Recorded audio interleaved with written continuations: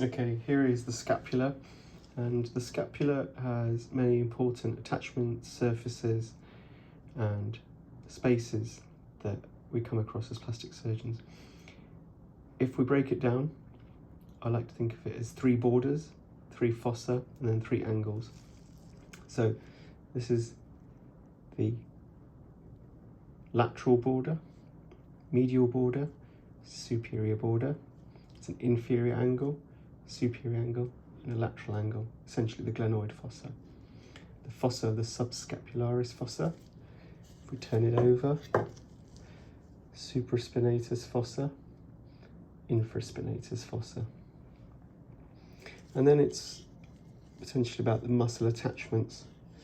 So the subscapularis muscle is based in the subscapularis fossa, and it goes on to attach to the humerus at the medial aspect of the bicipital groove. There's also an attachment to the serratus anterior, and superiorly there's also an attachment here for omohyoid, which then goes up into the neck.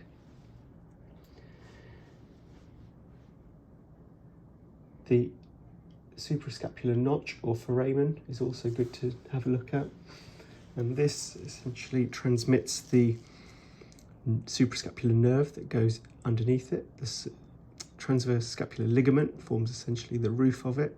The nerve goes deep to it, the artery goes superficial to it, and then it comes round, supplies the supraspinatus, goes around the back, supply infraspinatus. So here is the supraspinatus fossa for the supraspinatus muscle, infraspinatus. There's a spine with the acromion and coracoid process. Coracoid process looks a bit like a bent finger to me, and the acromion comes over from the rear, and that essentially forms the glenohumeral joint, which is important. If I turn it over, and now essentially we've flipped.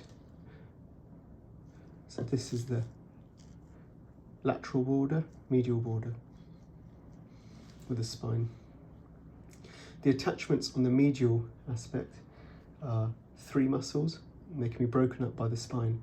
So superior angle to the spine, it's levator scapulae. From the spine, inferiorly, is teres minor, rhomboid minor, and then rhomboid major. So levator scapulae, the rhomboids, because they're the ones that when I get patients to squeeze their shoulder blades back as if they're squeezing a tennis ball, it's the rhomboids I'm testing. And the dorsal scapular artery has a relation on this side and supplies the blood as well on this aspect.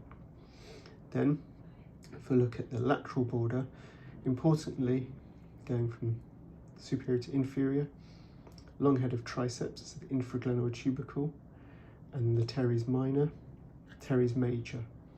And they contribute, so if that's a long head of triceps, the minor and major give rise to the quadriangular and triangular space, and the interval, because the humerus will sit here as well. At the angle is attachments of the latissimus dorsi. This whole area where the triangular space comes, it's important for the circumflex scapular artery, which then gives a branch in a transverse and descending manner for the scapular and parascapular flaps. You can also take a piece of bone from the lateral border or the angle as well. That's good for mandibular recon because it looks like a ramus pretty much, and can take further skin paddles, latissimus dorsi, because the serratus branch will come off the thoracodorsal pedicle. So it has a lot of going on. Also, the supraglenoid tubercle, here is the attachment of the long head of biceps.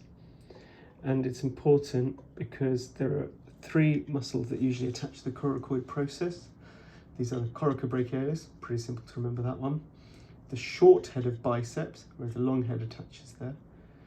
And the pec minor as well, that gives your insertion and forms the anterior chest wall. And there are 3 ligaments: coracohumeral, coracoacromial, going that way, and coracoclavicular as well up to the clavicle. In terms of the embryology, the scapula ossifies from one primary centre in its body, and then it has secondary centres associated, 2 at the coracoid process, 2 at the acromion, and 1 for the angle, which is the lateral, inferior and superior. So 7 in all of those. The blood supply is also important, and I sort of touched on it, but if I look at the rear aspect, the circumflex scapular artery comes through the triangular space, long head of triceps, and teres minor and major, comes out and gives off its blood supply, transverse descending and also to the bone. It then has an anastomosis with a suprascapular artery that comes and terminates here. Suprascapular artery comes off the first part of the subclavian through the thiocervical trunk, and then the dorsal scapula winds round the medial or midline aspect and has an anastomosis as well. And the dorsal scapula is usually a branch of the second or terminal branch of the subclavian, or it can come off the thiocervical trunk as well. And there are a whole heap of flaps that you can raise from all of those.